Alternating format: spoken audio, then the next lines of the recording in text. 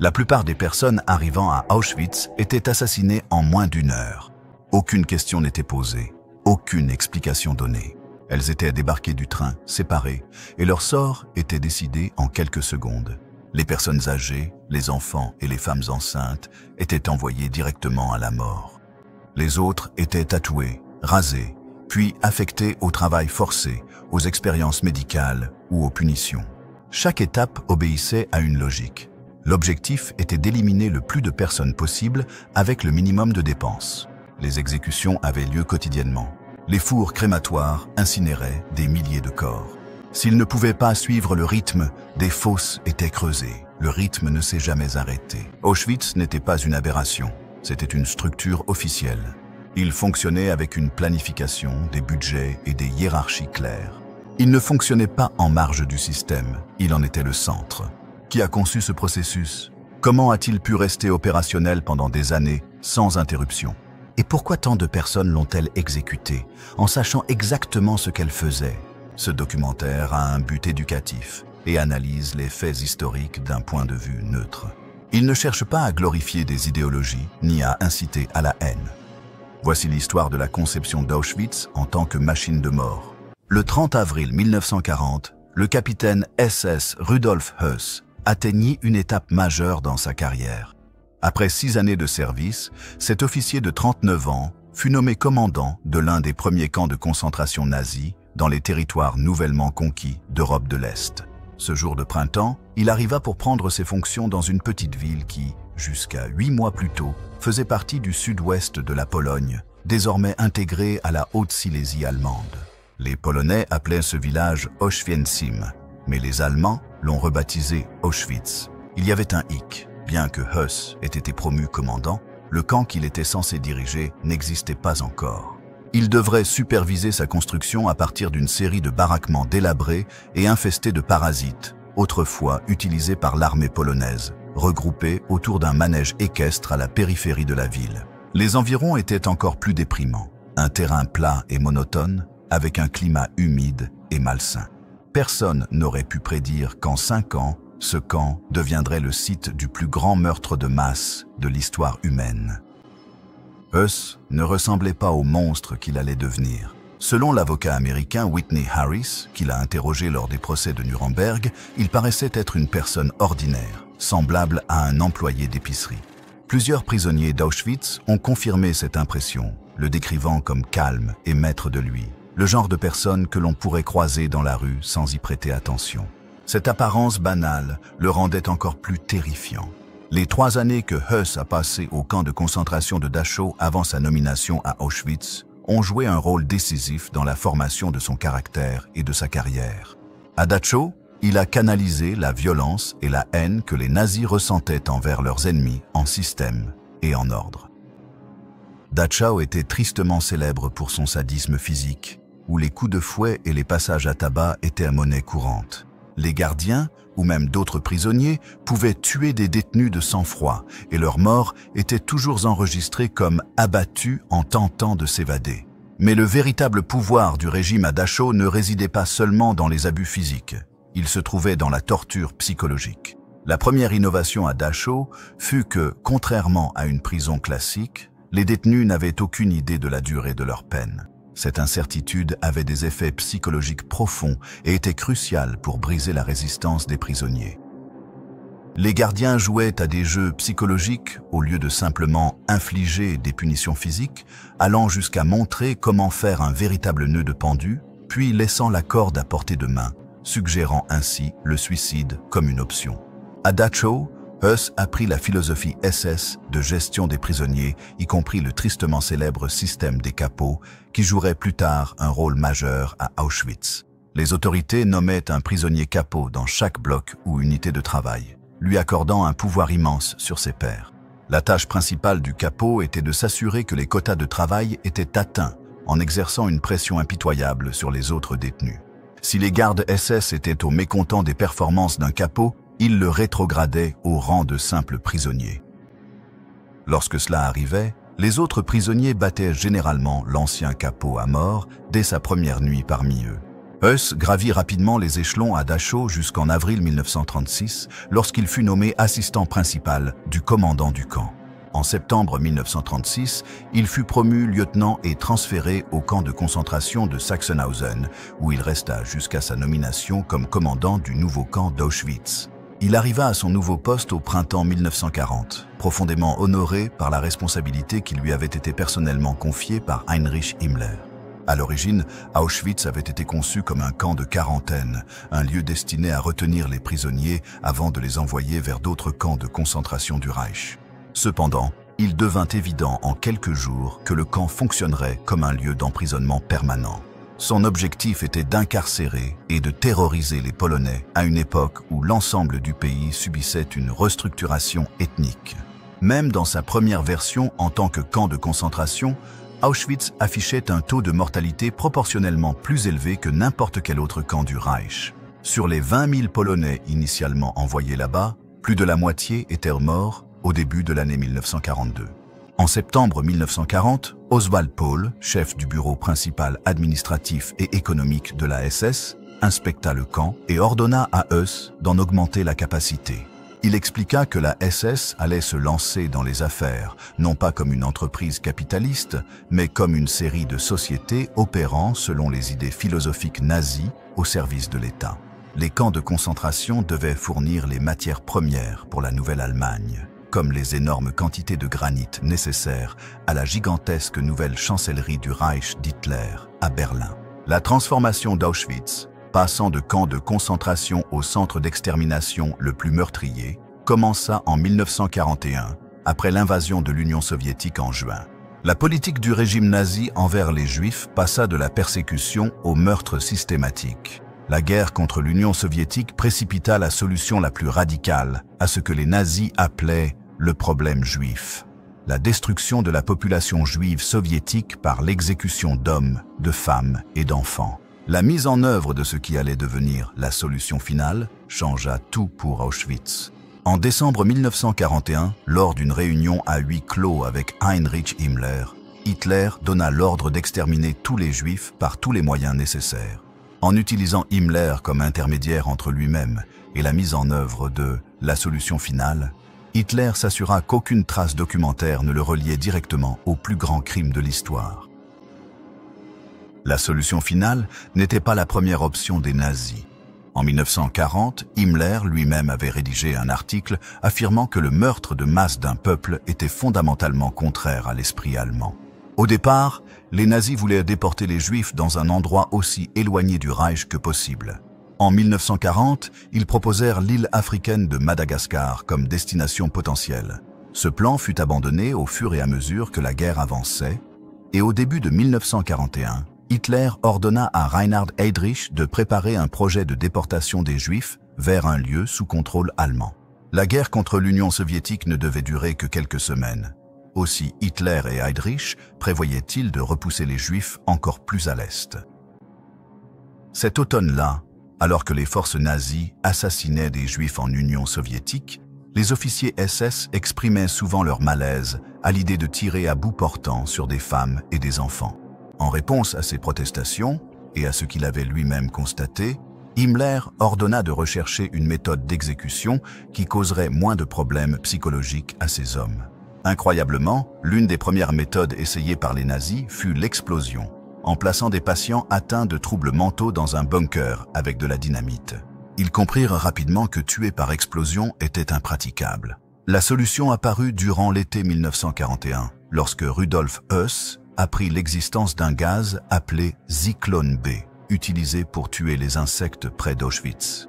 Heuss se dit que si le Zyklon B pouvait tuer les poux, il pouvait aussi éliminer les nuisibles humains.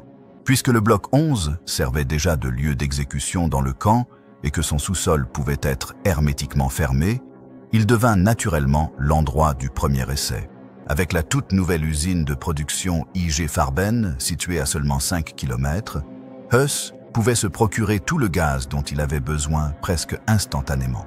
À la fin de l'année 1941, alors que la solution finale était en cours, un tout nouveau camp fut construit à 3 km de l'existant, sur un terrain marécageux que les Polonais appelaient Brzezinka et que les Allemands nommaient Birkenau. Bien que Birkenau devienne par la suite le site du plus grand massacre de Juifs de l'histoire, ce n'était pas là sa vocation initiale. À l'origine, Birkenau avait été conçu comme un camp pour les prisonniers de guerre capturés lors de l'opération Barbarossa, l'invasion de l'Union soviétique par l'Allemagne. La tâche de concevoir et de construire le nouveau camp revint au capitaine SS Karl Bischoff, récemment nommé à la tête du bureau de construction d'Auschwitz et architecte de profession. Dès le départ, il était évident que les installations prévues étaient insuffisantes pour permettre la survie humaine. Son plan initial prévoyait qu'une baraque abriterait 550 prisonniers, alors qu'à Dachau, un bloc similaire ne pouvait en contenir que 200. Cela signifiait que les prisonniers d'Auschwitz-Birkenau seraient entassés comme du bois de chauffage dans les baraquements, exposés à des conditions inhumaines. À la fin de l'année 1942, Auschwitz était devenu un vaste complexe composé de 3 camps principaux. Auschwitz-Parham, le camp principal et siège administratif, Auschwitz II Birkenau, le centre d'extermination, et Auschwitz-III-Monowitz, le camp de travail soutenant l'usine IG Farben. Ces constructions ont transformé Auschwitz-Birkenau en un complexe impressionnant et mortel qui est devenu une pièce maîtresse de la machine de mort du Troisième Reich. Bien que les ordres venaient directement de Heinrich Himmler, le fonctionnement quotidien et la plupart des innovations qui distinguaient Auschwitz des autres camps d'extermination prenaient leur source dans l'esprit de Rudolf Höss. Arrivée et sélection des prisonniers, la porte d'entrée vers la mort. Le voyage vers Auschwitz commençait bien avant que les wagons à bestiaux n'arrivent sur la rampe tristement célèbre. Pour les Juifs de toute l'Europe, les ordres de déportation marquaient le début d'une terrible odyssée. Le 6 octobre, mon nom est apparu sur la liste de déportation vers l'Est, se souvient un survivant. Nous ne savions pas où nous allions.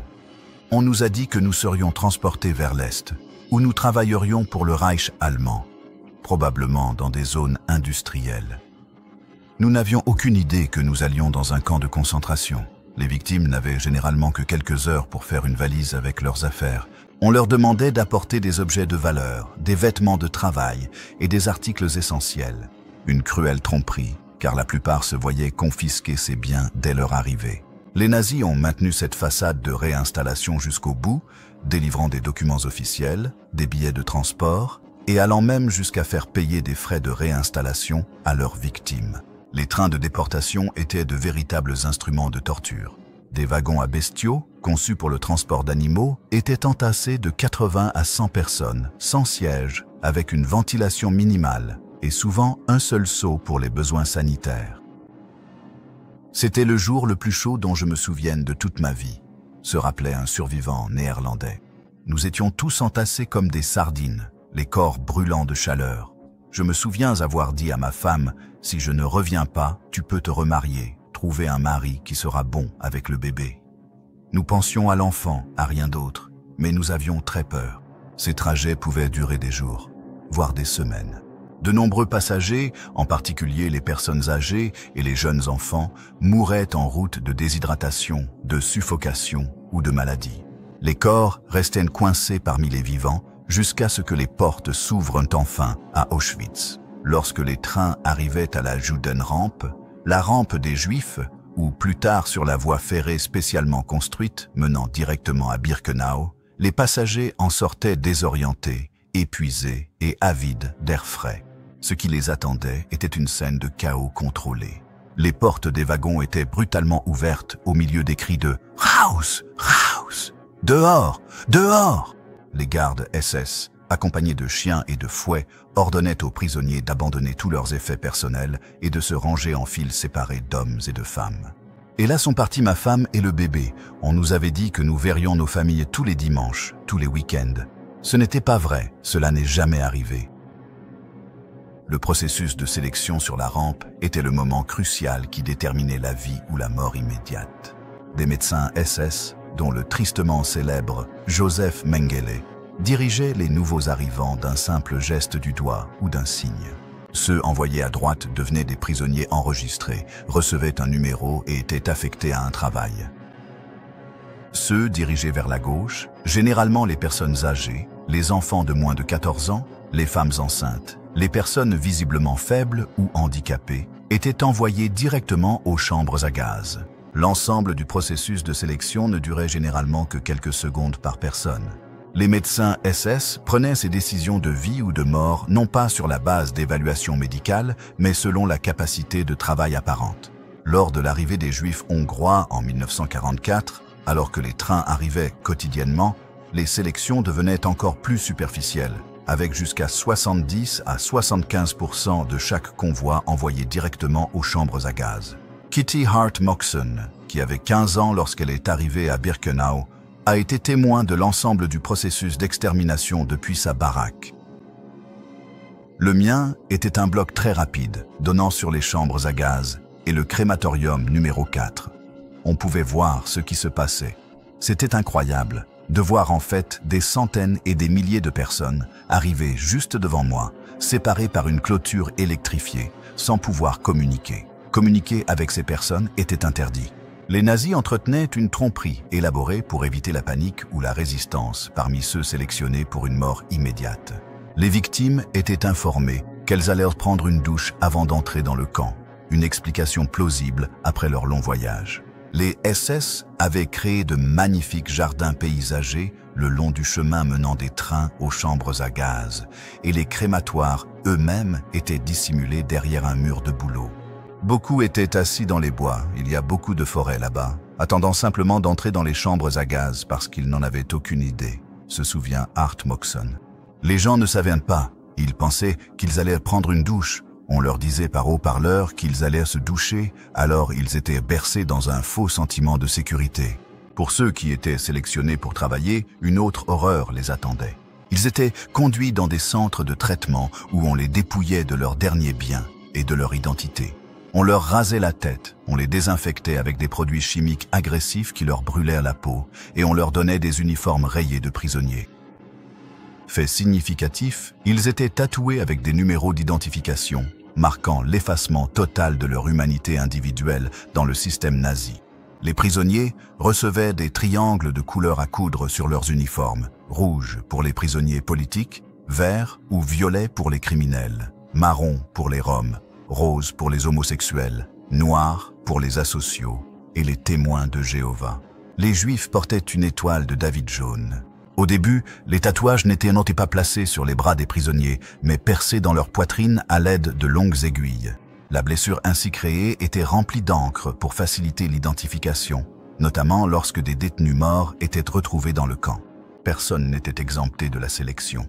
Périodiquement, des sélections avaient lieu dans les baraquements où les prisonniers trop faibles pour travailler étaient retirés et envoyés dans les chambres à gaz. Un survivant néerlandais se souvient d'une de ces sélections.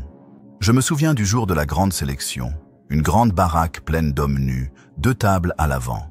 À chaque table, un SS était assis et nous devions marcher vers les 2 tables. Derrière moi se trouvait Eddie Heon, un footballeur professionnel de l'Ajax Amsterdam. Il dit « J'ai un abcès dans la bouche et je ne sais pas ce qui va se passer. » Nous devions nous aligner complètement nus et passer devant eux. Nous devions tous nous tenir bien droits, la poitrine en avant, et leur montrer à quel point nous pouvions bien marcher devant eux et leur sourire pour leur faire comprendre « Je vais bien, ne me sélectionnez pas ». Parce que nous savions que si vous étiez sélectionné, vous étiez perdu. Vous n'existiez plus. La file avance. Je suis près des 2 tables. Je passe entre les 2 tables et le SS m'indique la droite. En m'éloignant, je me retourne en pensant qu'Eddie Heyman va passer derrière moi. Ils l'ont dirigé vers la gauche et je n'ai plus jamais revu Eddie Heyman. Il a été gazé à cause de l'abcès qu'il avait dans la bouche. Le processus de sélection était la porte d'entrée vers 2 destins différents à Auschwitz.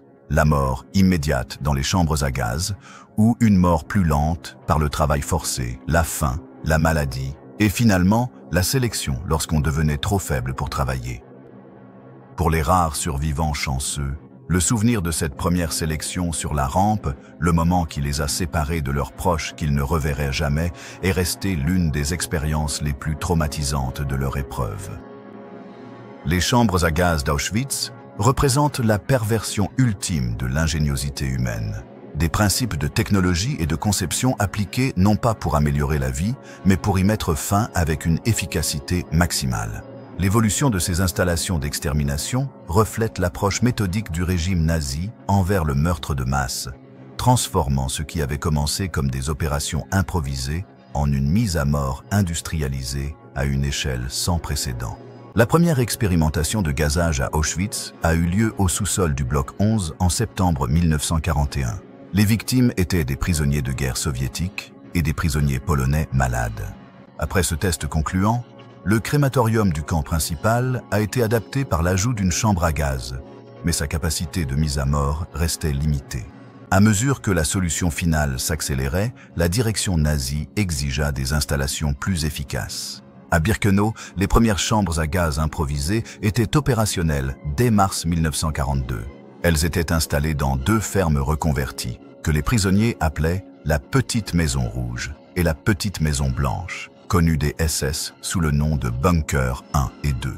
Les fenêtres des maisons en briques avaient été murées et leurs pièces transformées en chambres hermétiques avec des panneaux « désinfection » apposés sur les portes. Lorsque Heinrich Himmler visita le camp les 17 et 18 juillet 1942, il assista à la sélection de juifs néerlandais assassinés dans la chambre à gaz du Bunker 2. Impressionné par cette méthode d'extermination, Himmler approuva l'extension des installations de mise à mort d'Auschwitz. La capacité limitée de ces premières chambres entraîna la construction de 4 grands crématoires, numérotés de 2 à 5, à Birkenau entre mars et juin 1943. Celles-ci étaient spécialement conçues pour le meurtre de masse. Les crématoires 2 et 3 comprenaient chacun une salle de déshabillage et une chambre à gaz souterraine, ainsi qu'une salle des fours au niveau du sol équipée de plusieurs fours crématoires. Les crématoires 4 et 5 étaient des installations plus petites, avec des chambres à gaz et des salles des fours situées au niveau du sol. Les chambres à gaz étaient déguisées en douches, avec de fausses pommes de douche pour entretenir la supercherie. On disait aux victimes qu'elles devaient se doucher pour des raisons d'hygiène après leur voyage. Une fois à l'intérieur, les portes étaient scellées avec des verrous hermétiques.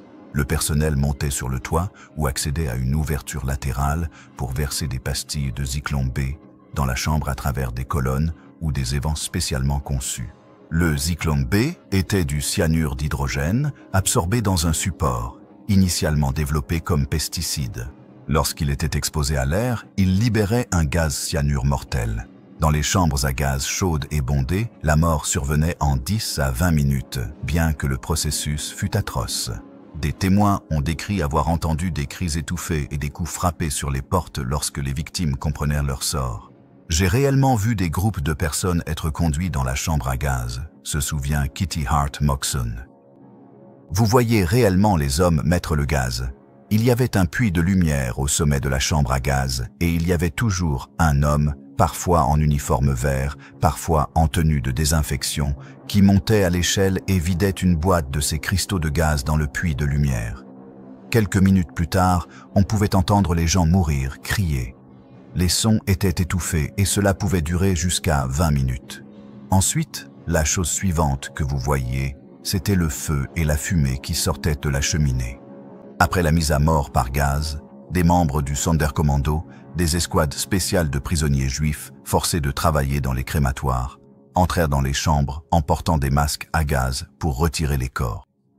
Ils coupaient les cheveux des femmes et extrayaient les dents en or ou les objets de valeur cachés des cadavres avant la crémation. Les membres du Sonderkommando faisaient également fonctionner les fours crématoires où plusieurs corps étaient brûlés ensemble afin d'économiser du combustible. Lorsque les fours ne pouvaient pas suivre le rythme des exécutions, les corps étaient brûlés dans des fosses à ciel ouvert derrière les crématoires. Les 4 nouveaux crématoires de Birkenau avaient une capacité théorique combinée de tuer et de brûler plus de 4400 personnes par jour, bien qu'en pratique, ce chiffre ait souvent été dépassé. Au plus fort des déportations hongroises en 1944, jusqu'à 12 000 personnes étaient tuées chaque jour. L'ampleur gigantesque des massacres durant cette période dépassait même les capacités industrielles de Birkenau. Cette photo de reconnaissance aérienne du 25 août 1944 montre une grande colonne de fumée s'élevant de la zone derrière le crématorium 5 où les corps étaient brûlés dans des fosses à ciel ouvert. La conception des chambres à gaz et des crématoires d'Auschwitz reflétait une planification minutieuse et une innovation technique. Architectes et ingénieurs appliquaient des principes d'efficacité, de flux de travail et de capacité, comme s'il concevait une usine ou un abattoir. Les chambres à gaz souterraines des crématoires 2 et 3 étaient équipées de systèmes de ventilation pour expulser le gaz toxique après les mises à mort et introduire de l'air frais, permettant ainsi un enchaînement plus rapide pour le groupe de victimes suivant. Des ascenseurs transportaient les corps vers les fours crématoires à l'étage supérieur. Les bâtiments étaient agencés pour un flux à sens unique.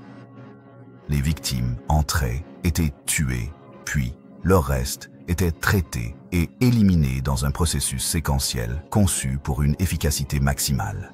C'est cette approche industrialisée du meurtre qui rendait Auschwitz unique.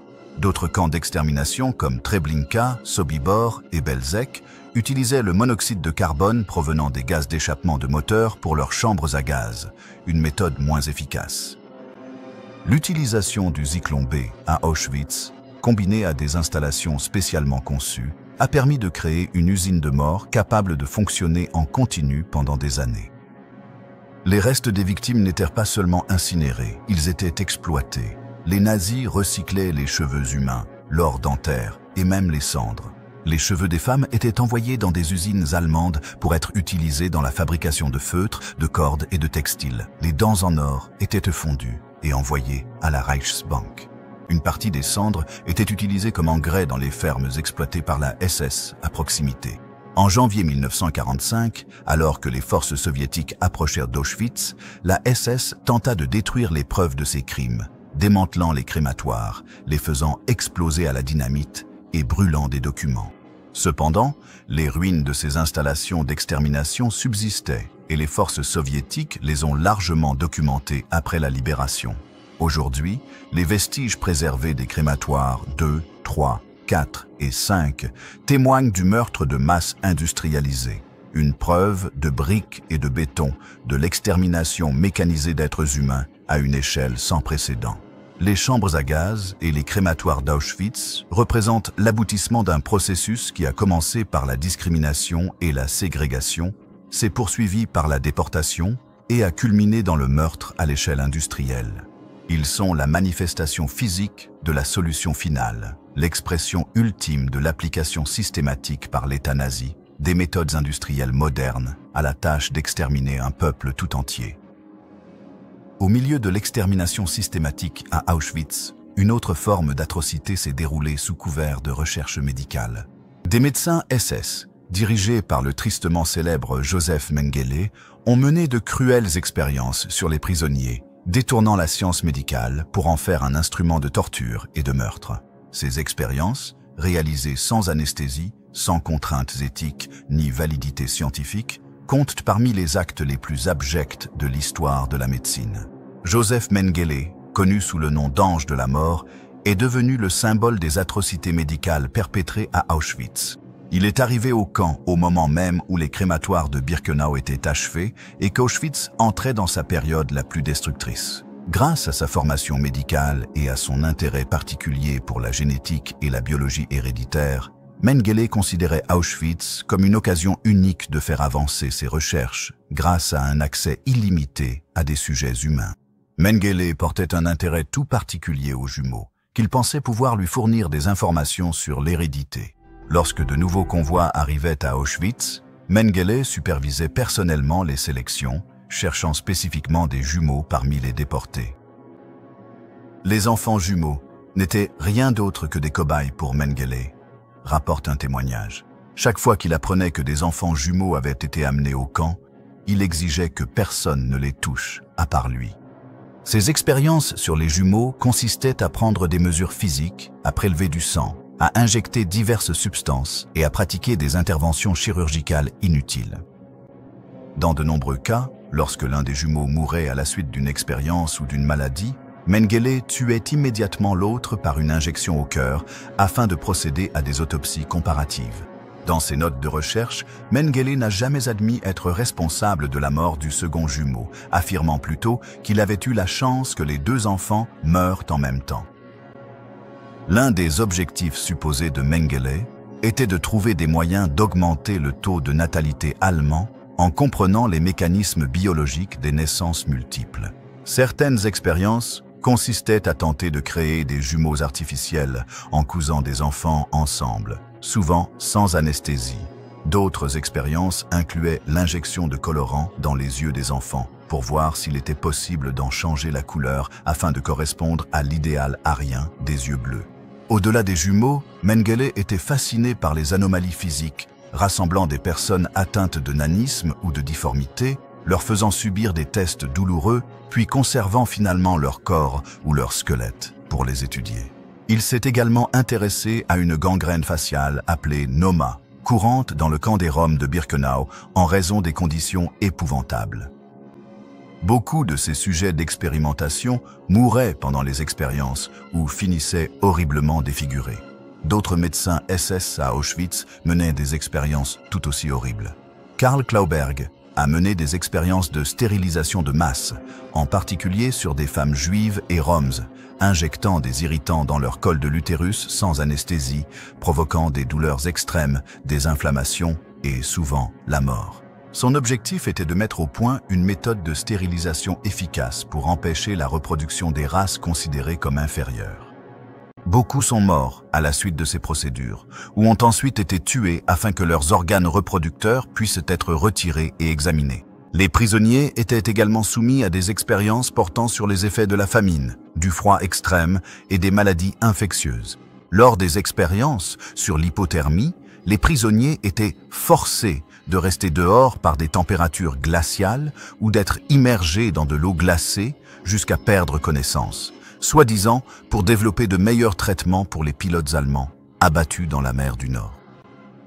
Les victimes de ces expériences survivaient rarement. Certains prisonniers étaient délibérément infectés par des maladies telles que le typhus, la tuberculose et le paludisme, afin que les médecins puissent tester des traitements expérimentaux ou observer la progression de la maladie. D'autres subissaient des interventions chirurgicales expérimentales, souvent pratiquées par des médecins SS inexpérimentés qui s'exerçaient sur eux.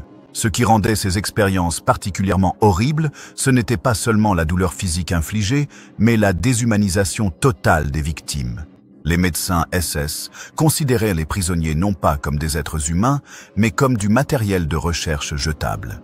Des survivants ont rapporté que Mengele pouvait se montrer charmant avec les enfants, leur apportant des bonbons et des friandises, ce qui lui valut le surnom de « Oncle Mengele » parmi certains enfants prisonniers. Cette façade de gentillesse rendait ces expériences brutales encore plus dévastatrices sur le plan psychologique. L'un des aspects les plus troublants des atrocités médicales d'Auschwitz était qu'elles étaient commises par des médecins formés qui avaient prêté le serment d'Hippocrate de ne pas nuire. Beaucoup de ces médecins étaient des membres respectés de l'establishment médical allemand avant la guerre. Leur volonté d'abandonner tous les principes éthiques montre à quel point l'idéologie nazie a corrompu la science et la médecine, transformant des soignants en bourreaux responsables de tortures et de meurtres. Contrairement aux chambres à gaz, qui tuaient anonymement et en masse, les expériences médicales représentaient une forme d'atrocité plus intime. Les médecins connaissaient le nom de leurs victimes, voyaient leur visage et développaient souvent des relations avec elles pendant des semaines ou des mois, tout en les soumettant à des souffrances indicibles. Cette cruauté personnalisée révèle une facette particulièrement troublante du système nazi. La capacité de professionnels instruits à participer directement à des actes sadiques tout en conservant l'image d'eux-mêmes comme des scientifiques faisant progresser la connaissance. Après la guerre, certains médecins nazis furent poursuivis lors du procès des médecins à Nuremberg de 1946 à 1947. Cependant, beaucoup échappèrent à la justice. Mengele s'est enfui en Amérique du Sud où il aurait vécu jusqu'à sa mort en 1979 sans jamais avoir à répondre de ses crimes. Son évasion est devenue le symbole d'un règlement de compte imparfait avec les atrocités nazies à l'ère d'après-guerre. Les expériences médicales à Auschwitz ont soulevé des questions profondes sur l'éthique scientifique et médicale qui résonnent encore aujourd'hui. Elles ont directement conduit à la création du Code de Nuremberg pour l'éthique de la recherche et ont influencé les exigences modernes du consentement éclairé dans la recherche médicale. L'héritage horrible des médecins nazis demeure un rappel permanent de la nécessité de limites éthiques en science et des dangers de la déshumanisation de ceux que la société considère comme des autres. Au-delà des meurtres à l'échelle industrielle dans les chambres à gaz, Auschwitz était un lieu de cruauté individualisée et délibérée. Le système de punition du camp était conçu non seulement pour torturer et tuer, mais aussi pour terroriser la population carcérale par des spectacles publics et un tourment psychologique. Le bloc 11 du camp principal, connu des prisonniers sous le nom de bloc de la mort, était l'épicentre de ce système de punition et d'exécution. De l'extérieur, le bloc 11 ressemblait aux autres baraquements en briques rouges alignés en rangée droite à travers le camp. Mais il avait une fonction unique et sinistre. Une prison dans la prison, un lieu de torture et de meurtre qui faisait redouter à chaque détenu de simplement passer à proximité. À l'intérieur du bloc 11, les prisonniers enduraient diverses tortures. Une méthode courante consistait à suspendre les détenus aux poutres du plafond, les mains attachées dans le dos, jusqu'à ce qu'ils perdent toute sensation dans leur corps. Pendant l'hiver, les gardiens maintenaient la tête des prisonniers contre des poêles brûlants, provoquant de graves brûlures et des défigurations permanentes. De nombreuses victimes perdaient la vue après une seule séance dans le bloc 11. Au début du camp, le bloc 11 était le domaine du SS sous-lieutenant Max Grabner, l'un des membres du personnel les plus notoires.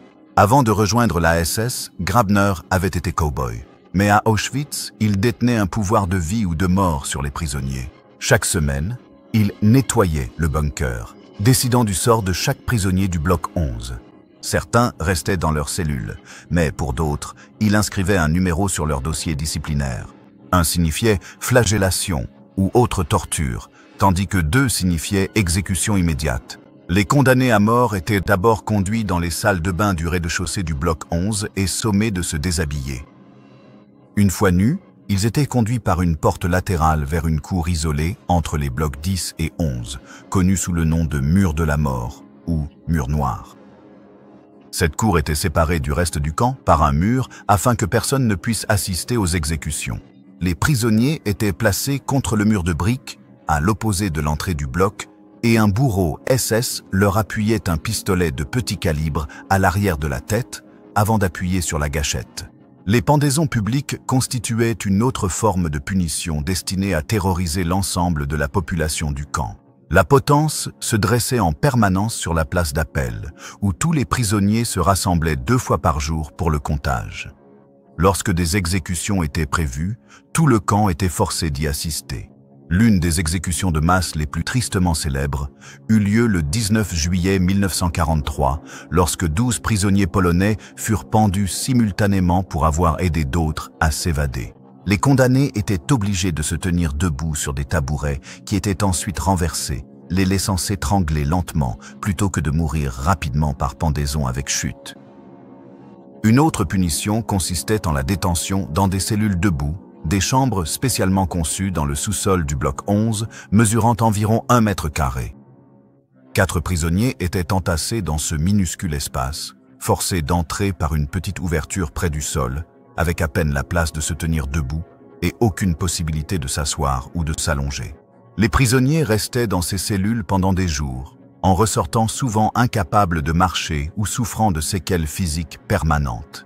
Le bunker de la faim était peut-être la cellule de punition la plus redoutée. Les prisonniers étaient placés dans une cellule hermétiquement close, sans nourriture ni eau, et laissés là pour mourir. C'est dans une telle cellule que Saint Maximilien Kolbe, un prêtre catholique polonais, est mort après s'être porté volontaire pour prendre la place d'un homme choisi pour cette punition. Kolbe a survécu 2 semaines avant d'être finalement tué par une injection d'acide carbolique. Les flagellations étaient des punitions courantes, administrées publiquement pour dissuader les violations du règlement. Les prisonniers étaient décourbés sur une table spéciale conçue à cet effet et battus avec un fouet en cuir. Les règlements de la SS précisaient que les prisonniers pouvaient recevoir jusqu'à 25 coups de fouet à la fois, bien que dans la pratique, cette limite fut souvent dépassée. Les victimes mouraient fréquemment des blessures subies lors de ces flagellations ou étaient laissées si gravement blessées qu'elles étaient ensuite sélectionnées pour les chambres à gaz. La SS a mis au point des punitions spéciales pour les tentatives d'évasion. Lorsqu'un prisonnier s'évadait, tout son groupe de travail ou sa baraque pouvait être forcé de rester au garde-à-vous pendant des heures, voire des jours, sans nourriture ni eau, quelles que soient les conditions météorologiques. Si le fugitif était retrouvé, il était exécuté publiquement, souvent de manière particulièrement cruelle pour dissuader les autres. Certains étaient noyés dans des tonneaux d'eau, d'autres crucifiés et d'autres encore lentement étranglés avec des fils de fer. Les membres de la famille du prisonnier dans le camp pouvaient également être tués en représailles. Les prisonnières à Auschwitz faisaient face à une brutalité similaire, en particulier de la part des gardiennes SS. Au camp de concentration de Ravensbrück, où les gardiennes étaient formées avant d'être envoyées à Auschwitz, Heinrich Himmler avait personnellement autorisé la Prügelstrafe, la punition par bastonnade, pour les femmes. Les prisonniers devaient se pencher sur une structure en forme de cheval, pendant que les gardiens, ou parfois d'autres prisonniers sur ordre, administraient un nombre déterminé de coups de fouet. Les femmes qui enfreignaient le règlement du camp ou étaient soupçonnées d'activités de résistance pouvaient être envoyées à la SK, Strafkompanie, ou compagnie de punition, où elles effectuaient les travaux les plus pénibles avec des rations réduites. Beaucoup mouraient d'épuisement en quelques semaines. L'impact psychologique de ces punitions publiques allait bien au-delà de leur coût physique. En forçant toute la population du camp à assister à la brutalité infligée à d'autres prisonniers, les SS créaient une atmosphère de terreur et d'impuissance. Le message était clair, toute résistance était vaine et même les infractions mineures seraient punies avec une extrême violence. Pourtant, malgré ce règne de terreur, des actes de résistance ont continué tout au long de l'existence d'Auschwitz. Les prisonniers formaient des réseaux clandestins pour partager des informations, faire passer des médicaments en contrebande et même organiser des évasions. L'acte de résistance le plus spectaculaire eut lieu le 7 octobre 1944, lorsque des membres du Sonderkommando organisèrent un soulèvement en utilisant des explosifs introduits clandestinement par des femmes travaillant dans une usine d'armement. Ils réussirent à tuer plusieurs gardes SS et à détruire partiellement le crématorium 4 avant d'être submergés. Tous les participants au soulèvement furent tués, ainsi que de nombreux autres prisonniers soupçonnés d'y avoir participé. Les systèmes de punition et d'exécution à Auschwitz révèlent qu'au-delà du meurtre industrialisé des chambres à gaz, le camp fonctionnait comme un lieu de cruauté et de terreur délibérée. Par le biais d'exécutions publiques, de tortures spécialisées et de punitions collectives, les SS créaient un environnement où la mort n'était pas seulement le résultat final, mais une menace constante utilisée pour écraser toute résistance et toute humanité chez les prisonniers forcés de survivre derrière les barbelés de cet enfer créé par l'homme. Le 27 janvier 1945, des soldats soviétiques du premier front ukrainien ont libéré Auschwitz. Ce qu'ils ont découvert dépassait même les horreurs qu'ils avaient déjà vues au cours des années de combats brutaux sur le front de l'Est. Les soldats soviétiques ont décrit ce qu'ils ont trouvé dans ces baraquements insalubres comme des squelettes vivants. Ils craignaient même de les toucher, pensant qu'ils pourraient les tuer accidentellement en raison de leur extrême fragilité.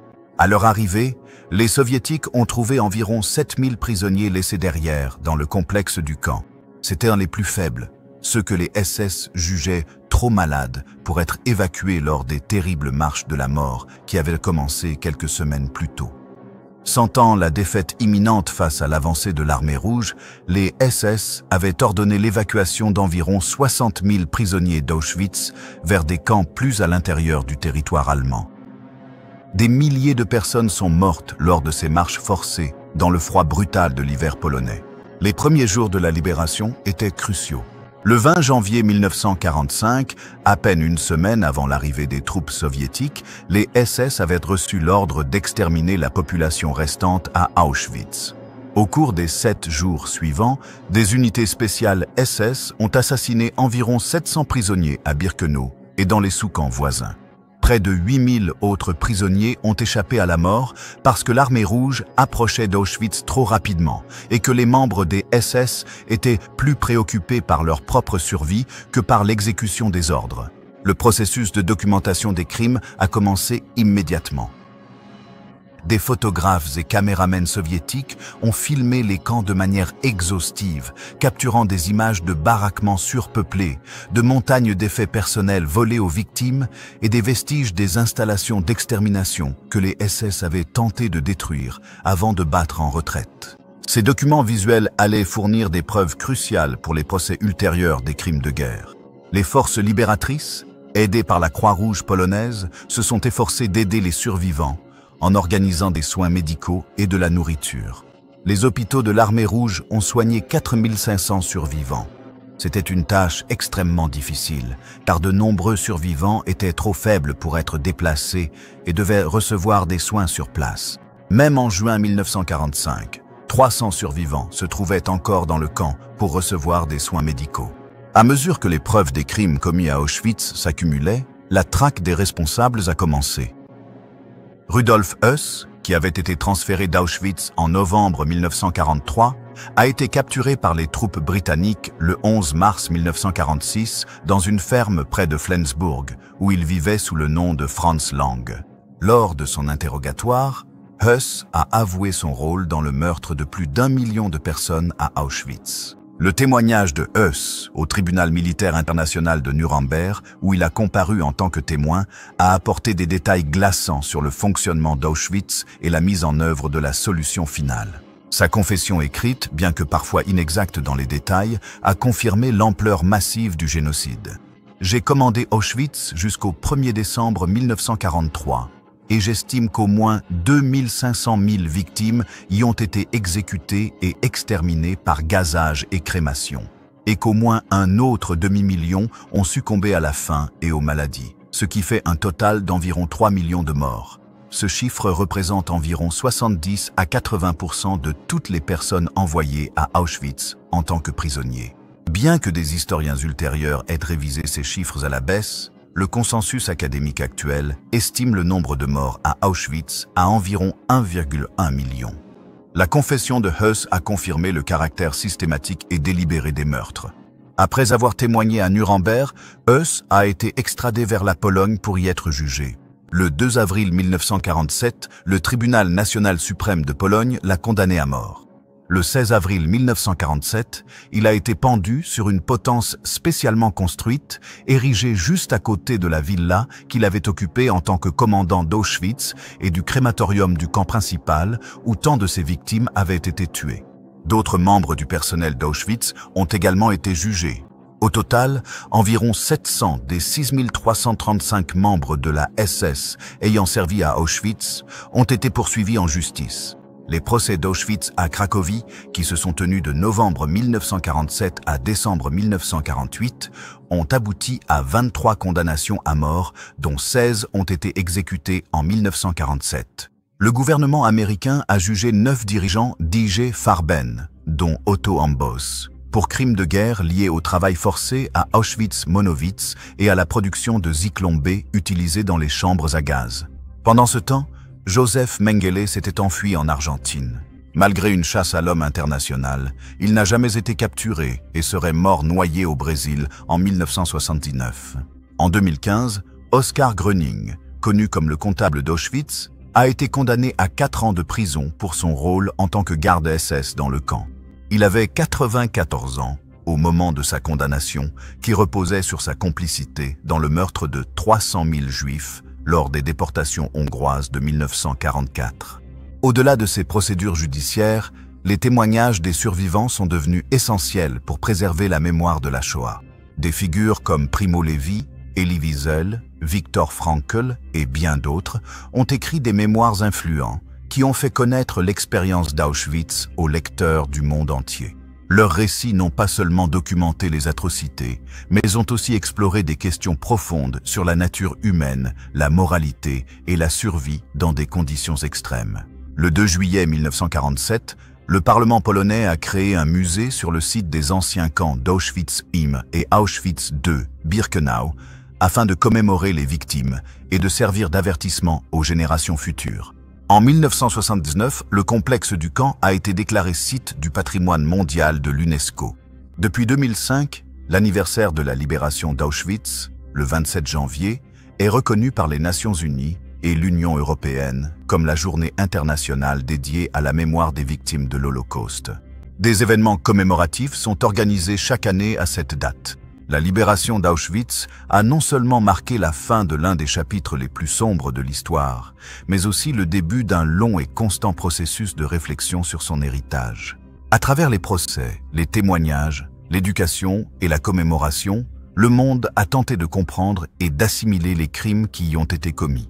Dans le même temps, les survivants et leurs descendants ont œuvré à reconstruire leur vie, bien que beaucoup aient emporté dans la tombe les cicatrices physiques et psychologiques de leur expérience. Comme l'a déclaré Primo Levi, survivant d'Auschwitz et écrivain, les véritables horreurs d'Auschwitz ne seront jamais totalement connues, car ceux qui ont vu la Gorgone ne sont pas revenus pour en parler, ou sont revenus muets. Ceux qui ont survécu pour raconter leur histoire ont connu des versions atténuées de l'horreur, car ceux qui ont subi le pire n'ont pas survécu. Étudier Auschwitz demeure essentiel aujourd'hui, non seulement comme témoignage historique des atrocités passées, mais aussi comme avertissement sur la capacité de l'humanité à commettre des cruautés systématiques lorsque la diabolisation de l'autre devient une politique d'État. Comme l'a souligné la spécialiste de la Shoah, Deborah Lipstadt, l'Holocauste n'a pas commencé avec les chambres à gaz. Il a commencé avec des mots. Les camps d'extermination, comme Auschwitz, représentent l'aboutissement d'un processus qui a commencé par les préjugés et la discrimination, s'est poursuivi par la déshumanisation et la ségrégation, et a culminé dans un génocide industrialisé. Plus de 75 ans après sa libération, Auschwitz est devenu le principal symbole de la Shoah et, plus largement, de la capacité humaine à la fois au mal et à la résilience dans les circonstances les plus extrêmes. Son histoire nous rappelle la fragilité de la civilisation et la nécessité d'une vigilance constante face au retour de l'intolérance et du fascisme qui ont rendu une telle horreur possible. Comme l'a écrit Elie Wiesel, « Oublier les morts, ce serait les tuer une seconde fois ». L'histoire d'Auschwitz, bien qu'elle ne s'étende que sur moins de 5 ans, a vu la mort de plus d'1 million de personnes et la destruction de millions d'autres vies.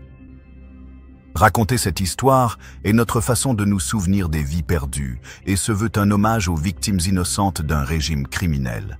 Leur sacrifice ne sera jamais oublié. Si cette histoire vous a inspiré, interpellé ou vous a permis de voir la Seconde Guerre mondiale sous un nouveau jour, ce serait un honneur de vous compter parmi notre communauté. S'abonner n'est pas qu'un simple clic. C'est soutenir des histoires plus puissantes, des voix oubliées et davantage de vérité du passé. Alors, si vous pensez que ces histoires comptent, cliquez sur s'abonner et continuons ensemble ce voyage. Et n'oubliez pas de laisser un commentaire. Nous les lisons tous et nous aimons découvrir vos avis. Jusqu'à la prochaine fois, continuez d'explorer l'histoire avec Epic War. Continuez à poser des questions. Continuez à chercher la vérité.